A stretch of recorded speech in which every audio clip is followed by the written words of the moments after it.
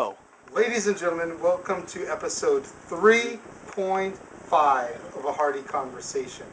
I am Sean Hardy, this is Chris Hardy, and we are doing this little half episode to run down the card of TNA Slammiversary this Sunday, Father's Day, on pay-per-view. I guess you could consider this a bit of a Father's Day present to all the dads out there in internet land watching A Hardy Conversation. First matchup of the night is a second chance match between the Fallen Angel, Christopher Daniels, and the franchise, Shane Douglas.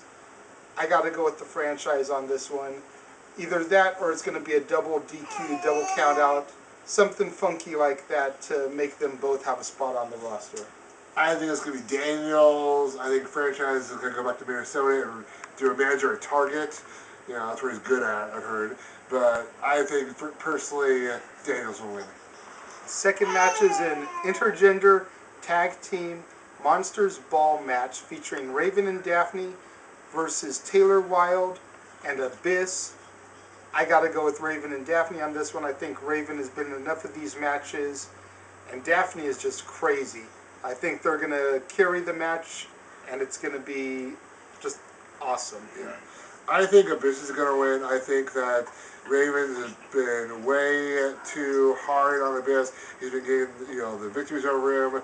Raven won against Trevor Murdoch on TNA tonight on TNA in a orange clockwork hardcore match, whatever he wants to call it. Clockwork Orange House of Fun.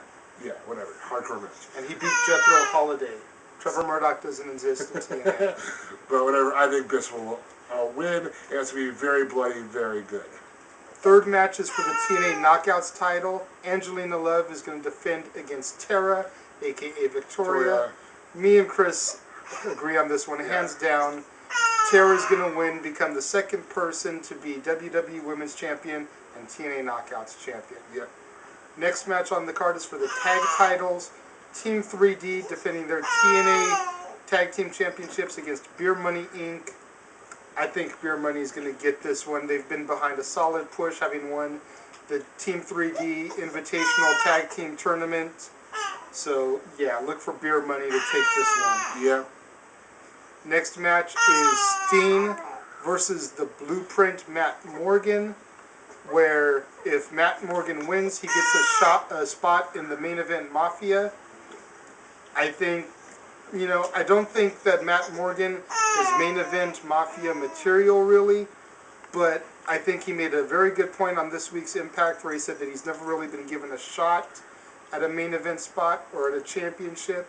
So I think that Matt Morgan might actually go over on Steen for this one, get himself a spot in the Mafia, and get a serious push going for him. Yeah, I agree with that. I think, Matt Morgan will be the prototype of the main event Mafia. Then you've got a X Division King of the Mountain match. Thank you. I was brain farting for a second there on the name of the match. Hello, McFly. King of the Mountain match for the X Division Championship. And what this really boils down to is it's two tag teams versus one man. You got the Motor City Machine Guns, Chris Sabin and Alex Shelley. You've got Lethal Consequences with Black Machismo, Jay Lethal, and Consequences Creed. And then you've got the Mystery Man Suicide. All four of the other men want to find out who Suicide is, take his mask off, reveal his true identity to the world. I think either Suicide is going to retain or look for Consequences Creed to possibly take it, being as how he's never held the X Division Championship before. But if I had to bet actual money on this, I'd have to put money behind Chris Sabin because he is the king of the X Division next to AJ Styles. I agree with that. I mean, I think it's either going to be Suicide or Consequence. I think Consequence is going to win, and somehow Lethal's going to get mad, and maybe go back to SoCal Val. It's always possible. True, especially in wrestling. Anything is possible in wrestling, especially SoCal Val. But next television. Then for the main event, you've got a second King of the Mountain match. This one for Mick Foley's TNA Heavyweight Championship.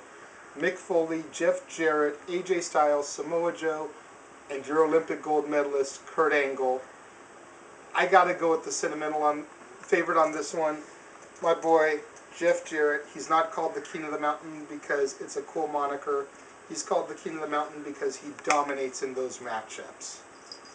I think Joe is going to win. I think with Taz being his manager, the mystery guy, I think still don't know if that's who it actually is. That's the heavy rumor is that it's Taz. 99.9%. But we don't know for sure that that's who it is. And for all you history buffs out there, Taz was the first man to beat Kurt Angle in the WWE. So Taz hating Kurt Angle like he does, I think he'll interfere and help Joe win the belt. It's always a possibility. TNA is known for recycling old WWE storylines, especially with Vince Russo being the head writer.